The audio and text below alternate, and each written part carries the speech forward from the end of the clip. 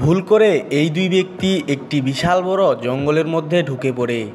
জঙ্গল থেকে বের হওয়ার রাস্তা খুঁজে না পাওয়া পর্যন্ত তারা জঙ্গলের মধ্যেই থাকার সিদ্ধান্ত নেয় এবং জঙ্গলের মধ্যে থাকার জন্য তাদের আস্তানা তৈরি করার কথা ভাবে। ভাবছেন যে এরা গাছের উপরে উঠে গাছ কাটতেছে কেন? সবই জানতে পারবেন, কিন্তু তার আগে বন্ধুরা, আপনি যদি আমাদের এই ইউটিউব চ্যানেলে নতুন হয়ে থাকেন তাহলে অবশ্যই আমাদের এই চ্যানেলটিকে সাবস্ক্রাইব করে দিবেন, যেন পরবর্তীতে এমনই কোনো ইন্টারেস্টিং ভিডিও আপলোড করার সাথে সাথেই আপনি দেখতে পারেন। তারা এই গাছটিকে এজন্যই কাটতেছিল যে জঙ্গলের মধ্যে থাকার জন্য একটি নিরাপদ জায়গা বা একটি নিরাপদ বাড়ি তারা এই গাছের মধ্যে তৈরি করবে। তার জন্যই তারা গাছে থাকা পাতাযুক্ত ডালপালাগুলো সুন্দরভাবে কেটে ফেলার পরে মাটিতে নেমে আসে।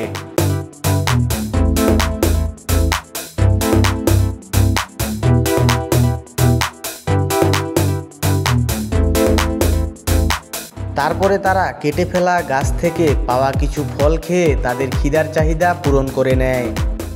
এই ফলগুলো দেখতে একটু অদ্ভুত রকমের, কিন্তু এই জঙ্গলের মধ্যে হাতের কাছে কিছু না পাওয়ায় তারা এই ফলগুলো দিয়েই চালিয়ে নেয়। আপাতত এই ফল খেয়েই তারা আবার কাজে লেগে পড়ে।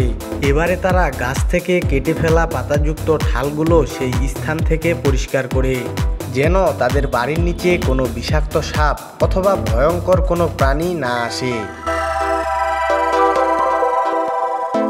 দেখতে দেখতেই সেই গাছের ঠালগুলো পরিষ্কার করা প্রায় শেষ।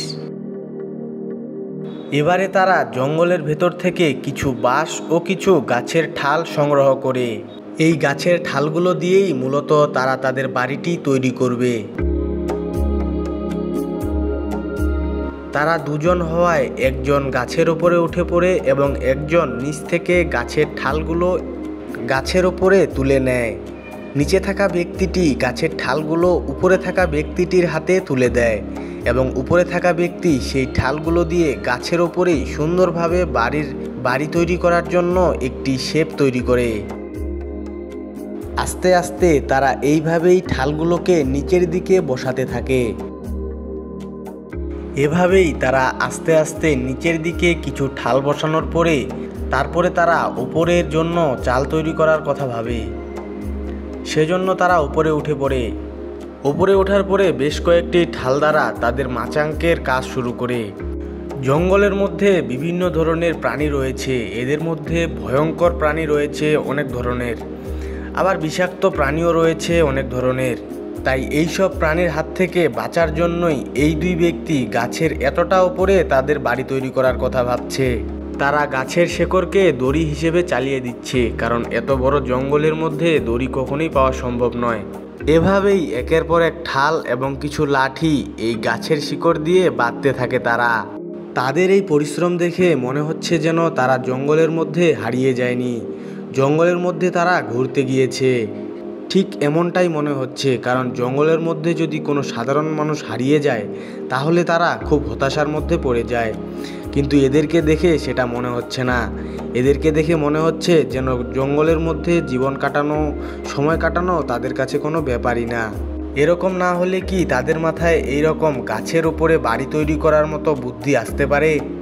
এভাবেই একের পর এক লাঠি বাঁধতে বাঁধতে তাদের লাঠি শেষ হয়ে যাওয়ায় তারা নিচে নামতে বাধ্য হয়, আবার পুনরায় কিছু লাঠি উপরে তুলে নেওয়ার জন্য। লাঠি তোলা হয়ে গেলে তারা পুনরায় আবার তাদের কাজে লেগে যায়। দেখুন বন্ধুরা, কতটা উপর থেকে তারা এই কাজটি করতেছে। তাদের বুকের মধ্যে যেন এক ফোঁটাও ভয় নেই। দেখতে দেখতে তাদের বাড়ির ফ্রেম তৈরি করা প্রায় শেষ। এবারে তারা নিচে নামতেছে, কারণ ফ্রেম তৈরি করা শেষ হলেও কিন্তু এখনও এই বাড়িটিতে থাকার উপযুক্ত হয়নি। এজন্য তারা জঙ্গলের ভেতর থেকে কিছু বড় বড় ঘাসের গাছ সংগ্রহ করে। এই বড় বড় ঘাসের গাছগুলো সংগ্রহ করে নিয়ে আসার পরে তারা এগুলো তাদের বাড়ির সামনে রেখে দেয়। তারপরে একজন গাছের ওপরে উঠে এবং অন্য ব্যক্তি সেই ঘাসের গাছগুলো দড়ি দিয়ে বেঁধে গাছের উপর সুন্দরভাবে পুড়ে নেয়।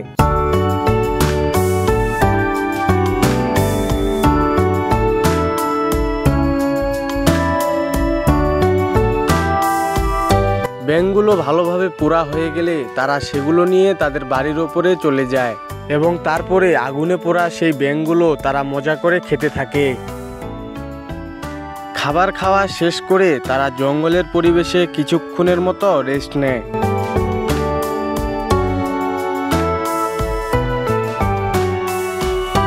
এবং রাত হয়ে গেলে তারা তাদের বাড়িতে গিয়ে শুয়ে পড়ে এবং ঘুমিয়ে পড়ে।